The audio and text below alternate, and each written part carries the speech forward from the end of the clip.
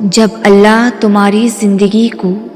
خوبصورت منزلوں کی طرف لے جانے کا ارادہ کرتا ہے تو اللہ کی طرف سے کچھ خاص اشارے ظاہر ہونے لگتے ہیں۔ بے شک تم بھی اپنی زندگی میں بے شمار پریشانیوں کا سامنا کر رہے ہوگے اور ان مصیبتوں کے خاتمے کے لیے ہر وقت اللہ سے دعا بھی کرتے ہوگے کہ کب ان آزمائشوں سے چھٹکارا حاصل ہو اور تم سکون کی ایک نئی زندگی کا آغاز کرو۔ تو بے فکر ہو جاؤ، تمہارے رب کا تم سے وعدہ ہے، اِنَّ مَعَ الْعُسْرِ یسرا، بے شک ہر مشکل کے ساتھ آسانی ہے۔ اور سنو، اللہ کی محبت اتنی سستی ہے نا کہ تم برسوں کا بوجھ ایک سجدے سے ہلکا کر سکتے ہو، اور اللہ کی محبت اتنی خالص ہے کہ خاموشی سے سر جھکا لو تو وہ دل میں ایسا سکون اتار دیتا ہے کہ جس کا مقابلہ دنیا کی کوئی چیز نہیں کر سکتی۔ اور یہ بات یاد رکھنا کہ اللہ سبحانہ و تعالی ایمان اور عمل صالح والوں کی دعا بہت جلد قبول فرماتا ہے، اور معجزے تبھی ہوتے ہیں جب تم اللہ سے اس وقت بھی دعا مانگنا نہیں چھوڑتے جب لوگ تم سے کہہ رہے ہوتے ہیں کہ شاید یہ تمہارے نصیب میں ہے ہی نہیں۔ اور اللہ کو بہت پسند ہے جب تم دنیا سے نہیں اس سے مانگتے ہو، اور جب تم بے بسی کا رونا کائنات کے سامنے نہیں اس کے سامنے روتے ہو۔ میں جانتی ہوں کہ ادھوری خواہشات کے پورے ہونے کا انتظار، جاگتی آنکھوں سے دیکھے گئے خوابوں کا انتظار، معجزوں کا انتظار، کسی اپنے پیارے کا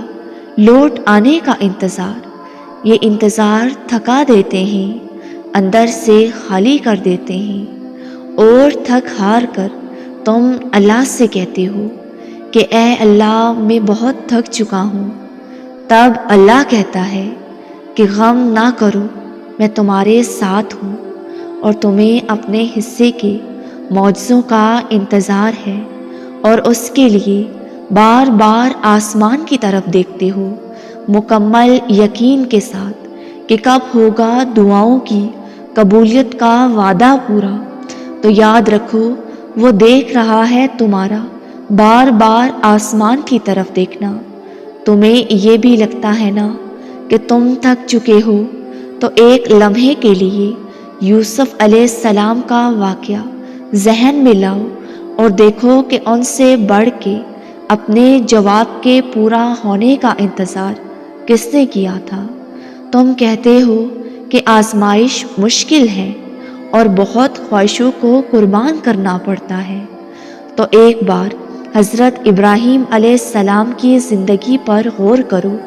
جنہوں نے سب کچھ رب کی رضا کے لیے وار دیا تھا۔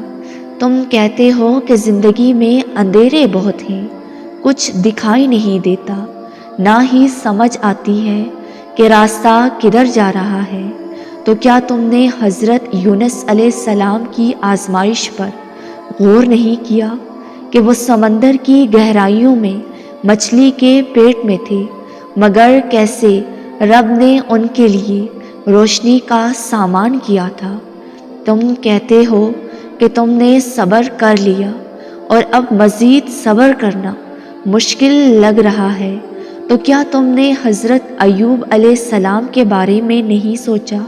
کہ انہوں نے اپنے 10 بیٹے اپنے ہاتھ سے دفنائے تھے، اور کئی سال بیماری میں گزارنے کے باوجود ایک بار بھی شکوہ نہیں کیا تھا۔ تم کہتے ہو کہ زندگی گھٹن ہے اور بچاؤ کی صورت نظر نہیں آتی، تو کیا تم نے موسیٰ علیہ السلام کی زندگی سے سبق نہیں لیا کہ کیسے دشمن کے گھر میں اللہ نے ان کی پرورش کا سامان کیا تھا، اور کیسے رب نے ان کے لیے راستہ بنایا تھا۔ اب تمہیں لگتا ہے کہ وہ نبی تھے اس لیے ان کی زندگی میں معجزے ہوئے، مگر تم نے کبھی یہ سوچا کہ وہ اللہ کے کتنے پیارے تھے۔ سوچو اللہ نے اتنے سخت امتحان ان سے کیوں لیے؟ کیونکہ وہ اللہ کے قریب تھے۔ اب تو یقین کر لو کہ تم اللہ کے کتنے قریب ہو، اور اللہ تکلیف میں صرف اسی کو ڈالتا ہے جس کو وہ بے پناہ چاہتا ہے، اور جو اس کے بہت قریب ہوتا ہے وہ آزمائش میں صرف اسی لیے ڈالتا ہے تاکہ وہ اپنے پیارے بندے کا صبر دیکھ سکے۔ اور اللہ بھی تم سے فرماتا ہے کہ تم رب سے چپکے چپکے دعا مانگا کرو، اور اگر اللہ تمہیں دعا مانگنا اور دعاؤں میں رونا سکھا رہا ہے تو سمجھ جاؤ کہ اللہ تمہاری مانگی دعاؤں پر کن کہنے والا ہے، اور تمہاری زندگی کو ایک خوبصورت منزل نصیب کرنے والا ہے۔ تم مطمئن ہو جاؤ، تم نے دعا یقین اور سچے دل سے مانگی ہے، اور صبر کا دامن ہاتھ سے نہیں چھوڑا۔ عنقریب وہ ایسے معجزے کرے گا کہ تمہاری زندگی خوشیوں کے حسین رنگوں سے بھر جائے گی انشاءاللہ۔